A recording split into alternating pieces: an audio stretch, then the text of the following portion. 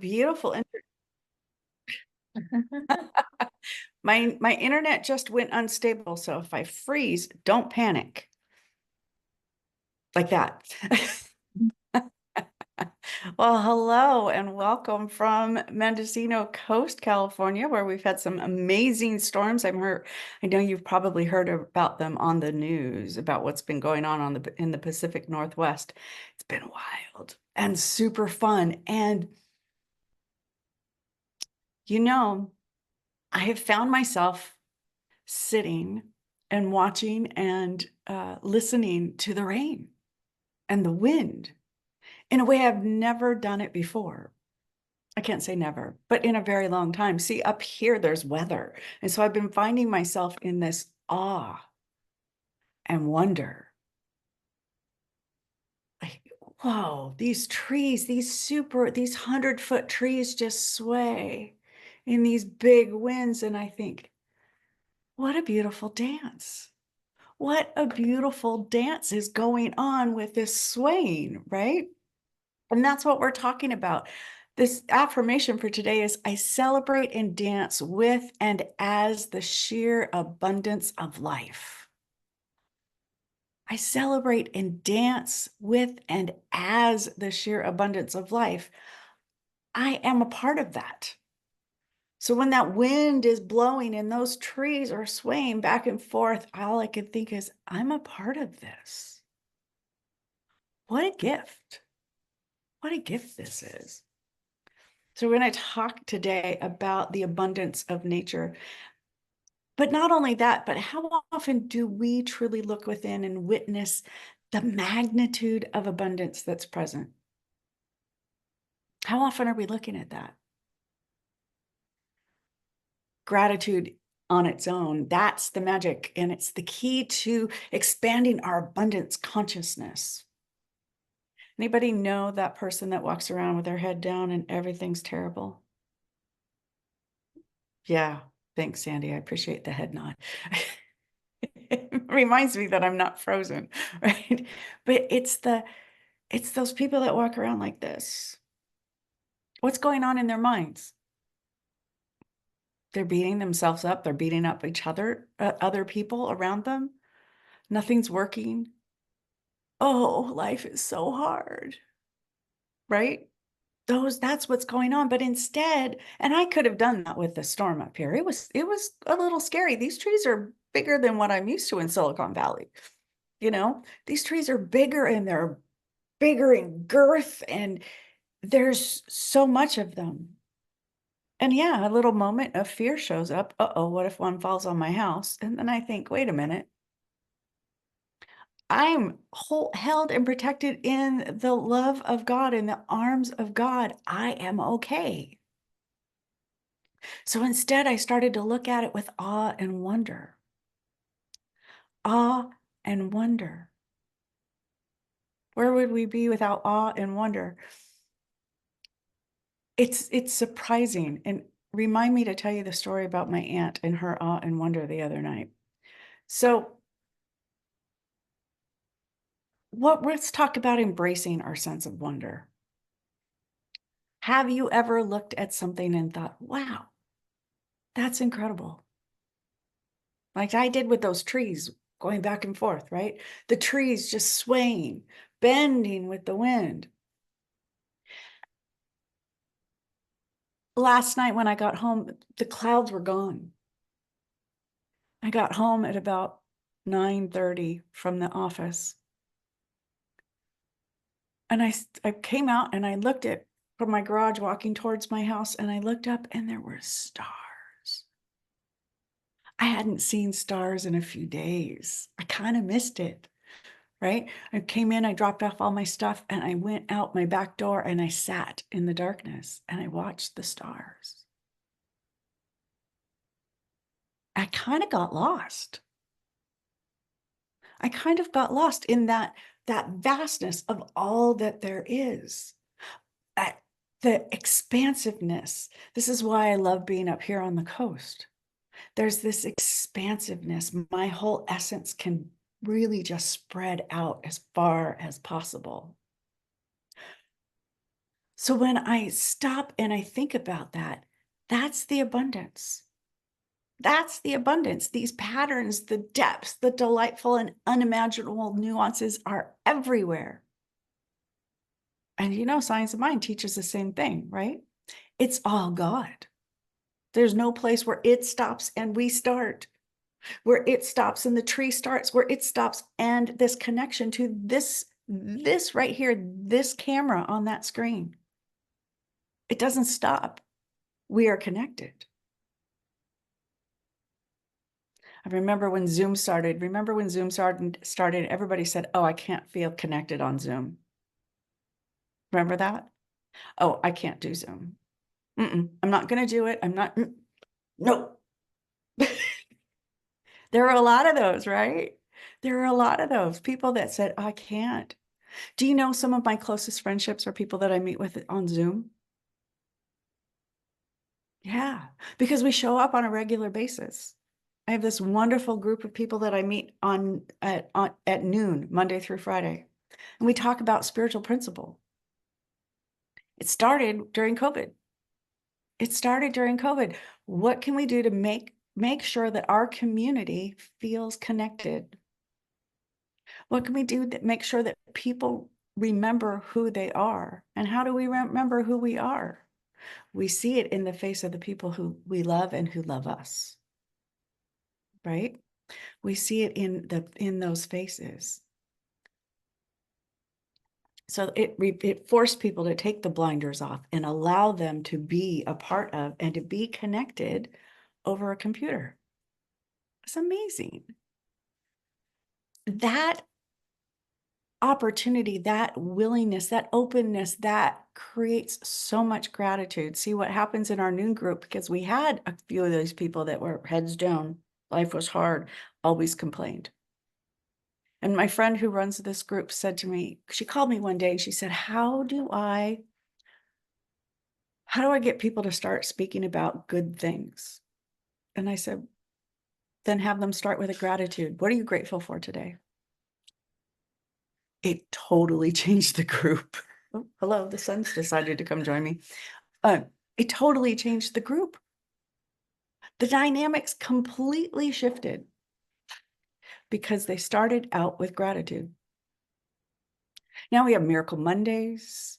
We have a quote on Tuesday. Now every day has a different theme, but it always starts with, what are you grateful for today? It's amazing. And some days it's the washer and dryer, right? Some days I'm grateful for my washer and my dryer. Some days I am grateful for the fact that I can connect and that I got out of bed. There are some days where I'm grateful for a phone call or something I watched on a YouTube video in the morning. You never know what's going to come out of somebody's mouth, and yet it's always so powerful. So gratitude is really, really important. And this whole theme that we've had this year with Centers for Spiritual Living is about rising up out of the stagnation of our old beliefs. It's about becoming what we know we are. Pam Grout, in her book, Thank and Grow Rich. Have anybody read this book? It's fabulous. It's a 30-day experiment in shameless gratitude and unabashed joy. She says in her book, let me find my quote, "The problem has never been reluctance on the part of the universe. The problem is our inability to see the beautiful, loving truth it continually offers." It's never been the reluctance of whatever's going on out there. It's the problem has been our inability to see it. And what happens when you see it? You can believe it, right? When you see something, you can believe it. When you feel something, you can believe it. There's endless good everywhere. And we get to relish in all of that. We get to relish in all of that. My favorite subject when I speak is often my partner. when we started dating, he had a pretty tough attitude about life. You know, things were hard. People were a challenge. And I would do things like we'd be walking and I would see a penny on the ground and I would pick it up and go, look, there's my abundance. Thank you, Spirit, and put it in my pocket. And he would go, like, no big deal. Yeah, sure. It's just a penny. And I kept doing it. And he said, why are you doing it? I said, I'm grateful for all that I have. And that means picking up that penny because the universe wants me to have it. The universe wants me to have it. Why else would it be sitting there? Why else would it be on the ground? You know, now he says, when I pick up that penny or that quarter or that $20 bill, I pick it up and I said, oh, and he says, oh my gosh, look, it's your abundance. He can then be grateful for my abundance. He says to me, he works in San Francisco a lot. He says to me, I came home with my abundance today. Like, what did you find? Well, I found $5, but I bought a homeless guy a hot dog. So I have 45 cents left. Yes. Yes, that's what it is. This from someone who was always, those homeless people are always in my way and I can't get past them with all of my equipment. No, he's a totally different man now. Why? Because he's practicing gratitude. He's practicing gratitude. Does anybody here watch Mel Robbins? Anybody know who she is? Yeah, she is, to me, I love her sense of awe and wonder, right? It's like she's finally starting to learn and understand what we've all known. What we've all known. And so this morning I ran across a video of her and she was talking to Dr. James Doty of Stanford's Compassion Cultivation C-Care, Compassion Cultivation Altruism Research and Education Center. There, I got it out. I know Dr. Doty. I've taken classes from him over the years, and he was talking about how you manifest something. And he said it very simply. You write down what it is that you want.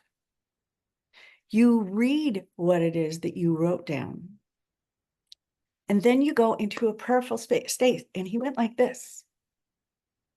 He said, and you imagine that thing coming true. Simple, right? Simple. I said, of course that's what you do in my mind. And she went, wait, hold on, what? Let's say that again.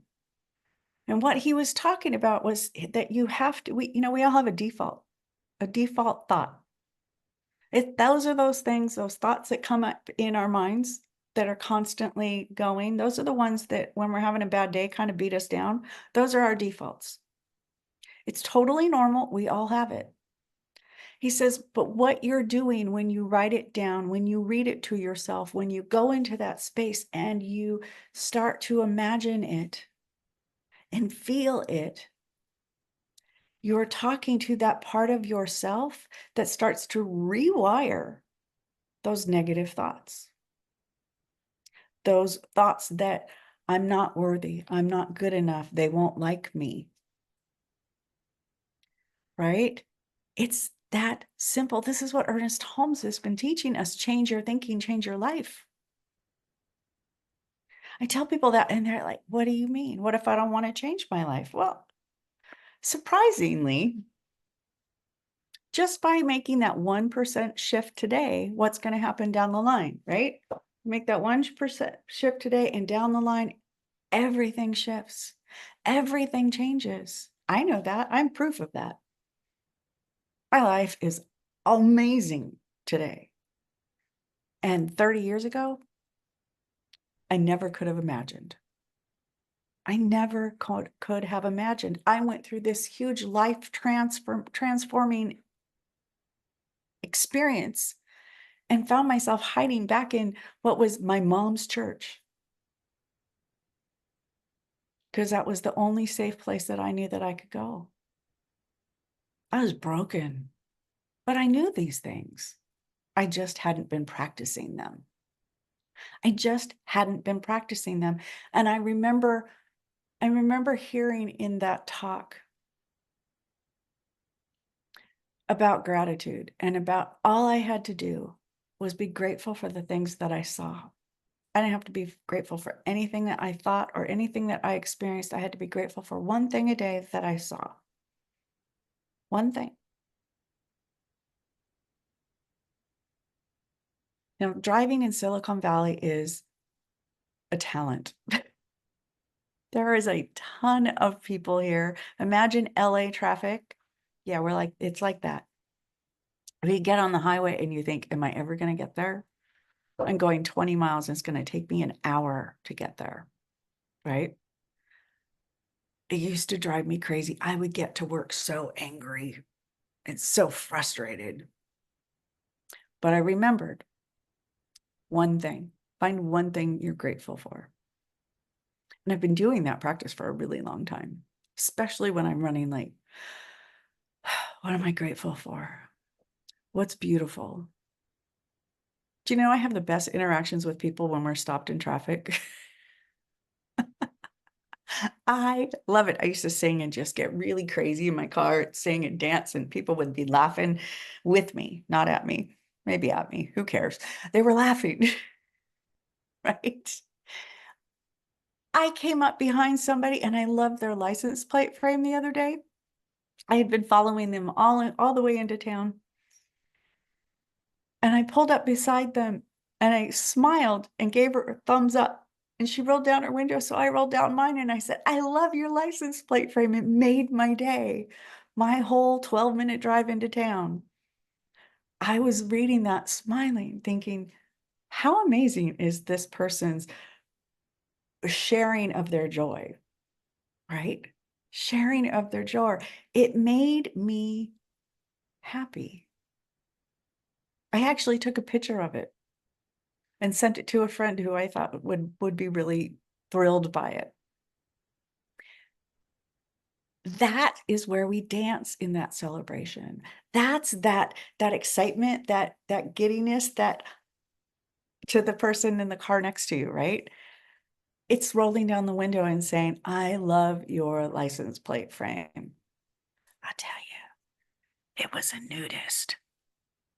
And they were talking about, and it was a transgendered person, and that said transgendered nudist, and the license plate frame said, or the license plate said something. When I translated, it said, I'm naked. It just made me laugh and smile. Like, yes, that is celebrating life. Of course, I wanted to acknowledge this person and celebrate them, right? And when I pulled up, she had blue hair. I loved it. It made my essence dance. There's this quote by Ernest Holmes. Let me pull it back up into where I can read it. Ernest Holmes says, the problem has never been reluctance on the part of the universe. Oh, wait, sorry, that was Pam Grouts. Where did Ernest? There it is. There is laughter in God, Ernest says. Let's laugh it. There is a song in the universe. Let's sing it. There is a hymn of praise. Let's praise it. There is a joy, a beauty. There is a deep, abiding peace. Let's experience it. You know, no matter what's going on in the world, no matter what's going on in our country, no matter what's going on in your own heart, we have to get out of our seats and dance. We must. We must. We deserve to celebrate every little amazing, wonderful thing in our lives, right? Right? And don't plan it. I mean, we plan. I'm going to go dancing with my friends. I was invited to go dancing last night. I didn't go because I was putting a file cabinet together. But what did I do as soon as I was done with that file cabinet, putting it together all by myself? I stood up and I went, yes, because I did it. It was a lot of parts, a lot of parts, and it was heavy. But I did it. I unloaded my bookshelf and I moved my bookshelf over and I reloaded my bookshelf and I sorted it out and I vacuumed the floor and I opened the package and I started building that file cabinet. I am strong, powerful woman, right? But I danced. I celebrated. I said, yes, I did it. It's one of my favorite things to teach my practitioners. You know, they're always worried. I have 4 brand new practitioners here. What if I pray wrong? That's what they said. What if I pray wrong? What if I stumble my words? That's when you go forward, you go, ta-da! And then you go right back to it, right? Celebrate even the trips, even the stumbles. Celebrate it. Why? Because it's a part of life and it's a part of who we are. When we celebrate all of it, then we're acknowledging that we are fully perfect just as we are, just as we are. You know, working in the tech world, everything had to be perfect. Everything had to be perfect. There was high expectations. I worked at this little tiny startup called Facebook. Little tiny startup. And it was the idea was that we had to be perfect. We couldn't roll anything out unless it was perfect. And one day somebody was speaking and we were all feeling very inspired. And what they said was, done is sometimes better than perfect. And that became a poster on our walls. Thanks, Stephen.